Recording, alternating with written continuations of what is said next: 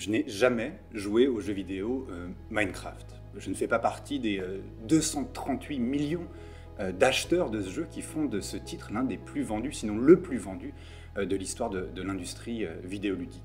Il y a un tout premier aspect qui est relatif à l'apparence visuelle du jeu, qui est assez minimale. J'ai pour ma part connu un essor du jeu vidéo qui était fondé sur cette course au progrès, au réalisme, à la vérisimilitude. Il fallait que les jeux soient de plus en plus réalistes. Et bien là, avec Minecraft, on a une sorte de tendance dans les années 2000 qui montre que l'inverse est tout à fait possible. On peut avoir des jeux prenants, immersifs, mais qui ne suivent pas du tout cette voie du dit progrès et qui se contentent du strict minimum.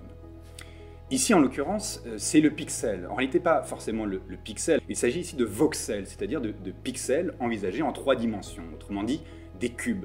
Dans Minecraft, on détruit, on construit, on agence des cubes pour façonner l'environnement.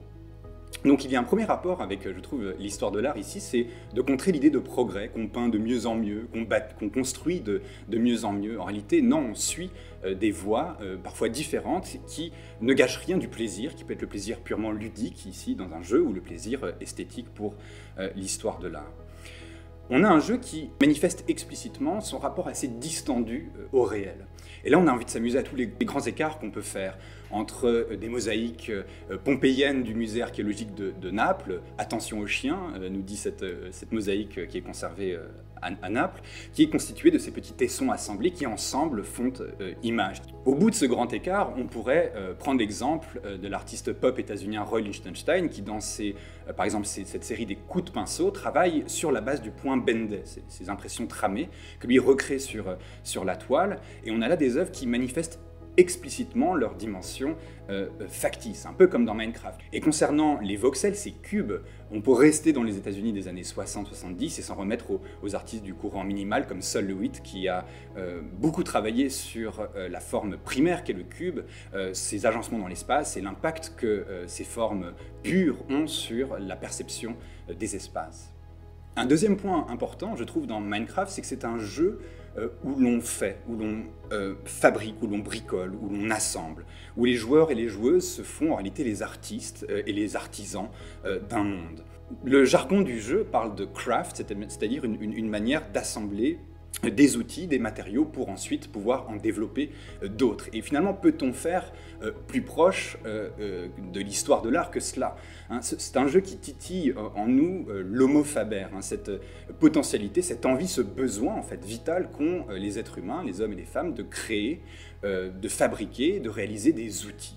De là se dessine un rapport vraiment littéral dans le jeu à l'histoire de l'art. C'est-à-dire que le jeu lui-même fait des références explicites à l'histoire des arts. Je pense notamment, on peut crafter, comme on dit, on peut réaliser des tableaux dans le jeu, et l'un d'entre eux reprend en pixels un détail d'un tableau bien connu de Caspar David Friedrich. Donc là, on a un rapport littéral qui peut aussi, dans le domaine de l'architecture, s'appliquer autrement. On a une série de joueurs ou de communautés de joueurs et de joueuses de Minecraft qui recréent des espaces existants, notamment des musées, le British Museum, la salle intérieure du Metropolitan Museum et l'un de ses temples conservés, le Louvre bien sûr, tous les grands bâtiments du monde en fait ont été au moins une fois recréés dans Minecraft.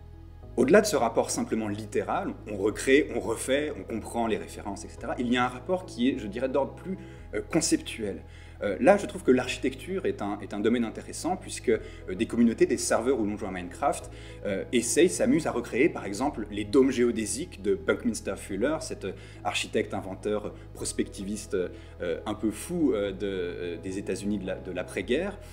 On a aussi des personnes qui créent des musées inexistants dans le monde réel, mais recréent des espaces muséographiques dans le jeu, avec les œuvres qui les accompagnent et qui sont placées dedans, qui sont aussi souvent assez référencées, souvent blagueuses, mais qui tiennent un discours sur ce qu'est l'art, ce qu'est la mise en histoire de l'art et ce qu'est la composition des espaces dans un monde virtuel.